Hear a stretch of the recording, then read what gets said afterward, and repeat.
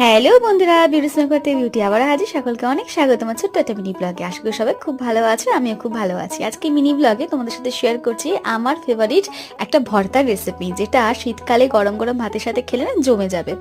কিছুই না, কড়াইতে ভালো করে সরষের তেল গরম হয়ে গেলে তার মধ্যে একটু কালো জিরে ফোড়ন দেবে, তার মধ্যে শুকনো লঙ্কা আর একটুখানি রসুন ভালো করে ভেজে তুলে নেবে।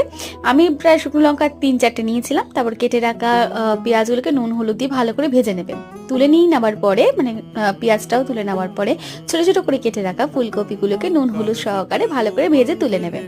এবং ভালো করে ভেজে তুলে নেওয়ার পরে তারপরে ওই নুন হলুদ দিয়ে মেখে রাখা আমার সমস্ত চিংড়ি মাছগুলো আমি ভেজে নিয়েছিলাম।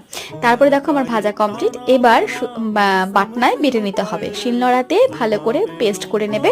আর বেটে নেওয়ার পরে যে তেলটা, মাছের যে তেলটুকু বা ভাজার যে তেলটুকু থাকবে সেটাকে দিয়ে ভালো করে মেখে গরম গরম ভাতের সাথে পরিবেশন করো।